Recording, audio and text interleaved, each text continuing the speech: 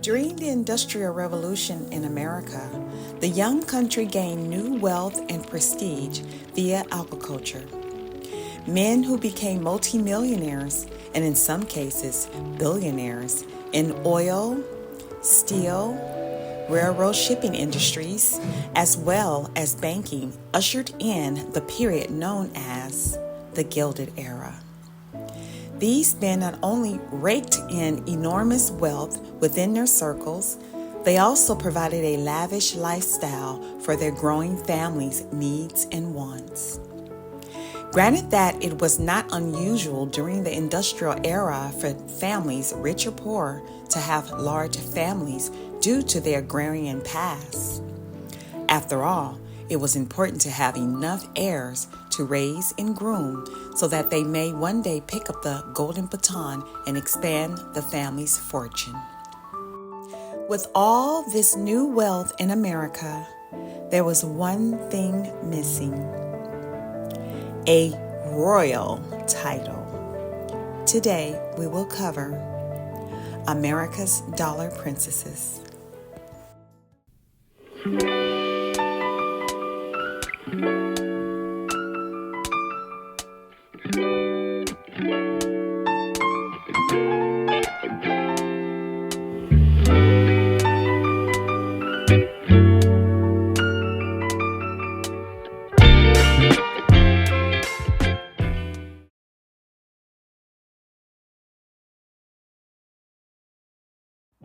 In the late 1800s, the Gilded Era in America was in full swing.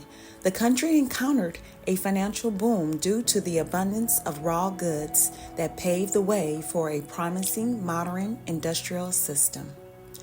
The young country managed to survive the economic shift away from agriculture since it was the primary source of income. They later set their sights on the future lucrative oil industry, which produced large factories and automobiles. On the other hand, during the same era, the European upper echelon was having a difficult time adapting to the new economic shift. The super wealthy experienced a major decline in resources. In fact, Britain and similar Western nations underwent a movement known as the Progressive Era, which gave their parliament, meaning government, control over labor laws and civil services relative to poor men, women, and children. As a result, the cheap exploited labor force they once had began to demand for better treatment and fairer wages. In addition, the demands to pay increased taxes due to the Great War, World War I, were the final nail in the coffin. If the debts were not paid off as ordered by the government, they would have to put a lien on the rich landlords' farmlands, causing them to lose enormous amount of wealth. All of these new demands, seized in the pockets of the wealthy class, nearly broke the banks of the European aristocracy.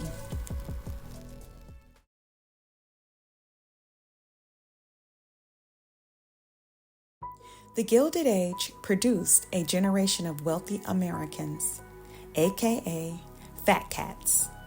The youth, vigor, and determination of the new country had now placed them in the position of being the new school of power. Nonetheless, as mentioned before, there was new money, albeit these new wealthy societies desired and dreamed of obtaining some kind of royal title to solidify their future pedigree. So the new wealthy Americans emulated European old money. Let's continue. Hence, the American heiress socialites nicknamed Dollar Princesses or Dollar Duchess, depending on what pond you're on.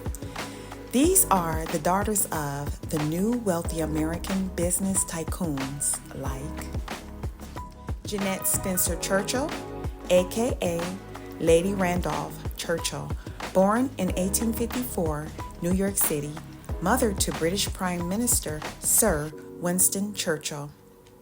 Frances Ellen Work, born in 1857, New York City, great-grandmother to the late Princess Diana. And last on the list, Consuelo Vanderbilt, born in 1877, New York City. She was a second cousin to Gloria Vanderbilt. I could remember Gloria's trendy denim jeans line in the 80s. We all owned a pair. Let's move on.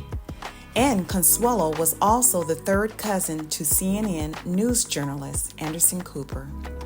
So, Anderson Cooper comes from the early American socialites lineage. Notably, these young women were highly educated and attended finishing schools throughout America and Europe. Ultimately, the parents of these young ladies arranged courtships across the pond that resulted in marriages into the European monarchy.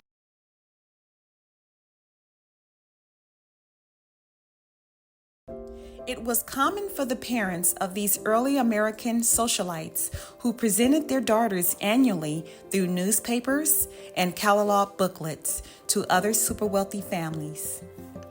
The British nobility reciprocated the Americans' elite nuptial agreements. After all, the courtships were advantageous for the British aristocrats, safeguarding their titles, as well as maintaining and repairing their dilapidated estates.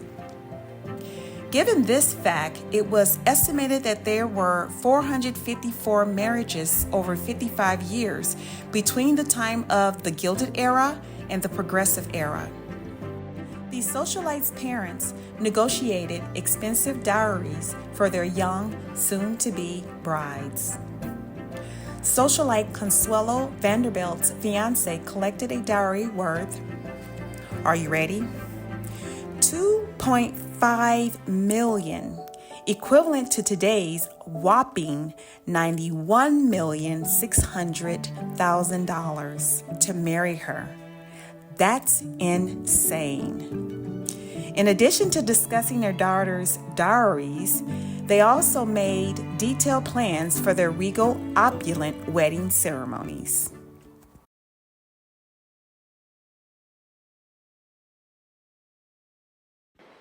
Welcome to the Thought Cafe.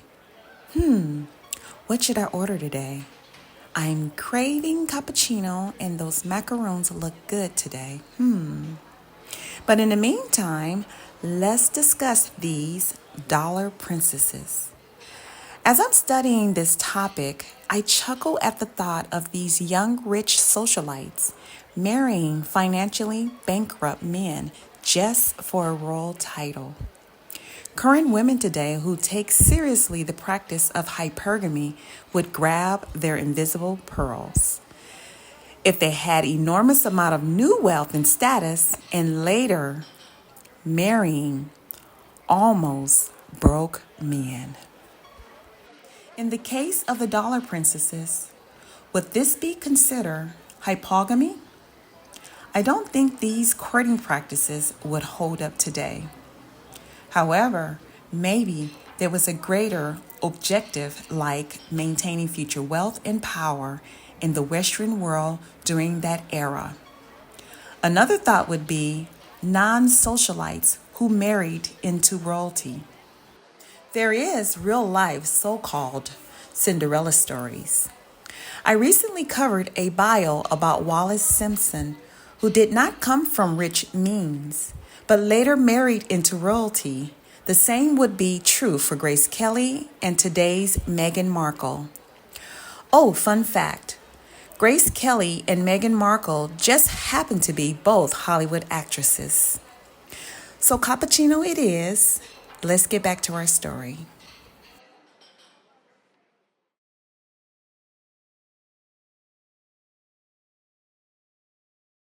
Now, covering all these previous arranged marriages, you must wonder, did they truly marry for love? Let's take a closer look. American socialite Mary Leiter truly found her soulmate. Originally from Chicago, Illinois, born 1870 and married to British statesman George Curzon in the year 1895, She was bestowed to him just like the other dollar duchesses mentioned previously during their prime years. However, unlike most of the transactional arranged nuptials, the pair were very much in love. Ultimately, the couple later went on to have 3 children.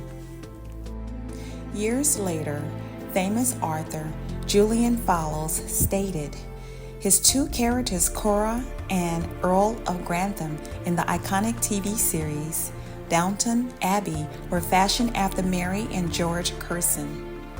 He was inspired by the couple's whirlwind romance. In conclusion, whether it's true love or just a marriage of convenience, arranged marriages have been practiced throughout the world for many moons, dating back to biblical times and beyond.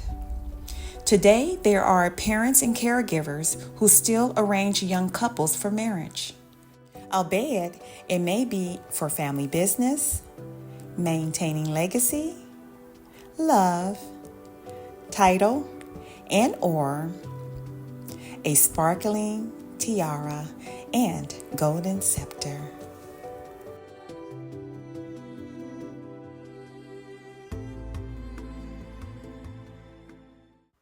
Thank you for viewing the Dollar Princess's story. This story was related to my previous video called The Oligarch Makers. I was totally shocked at how much these young ladies' expensive dowries were. Wow. What were your thoughts on these socialites, past and present? Please like, share, subscribe, and hit the notification bell so you will be notified when I upload another story. As always, because everyone has a story. Ciao.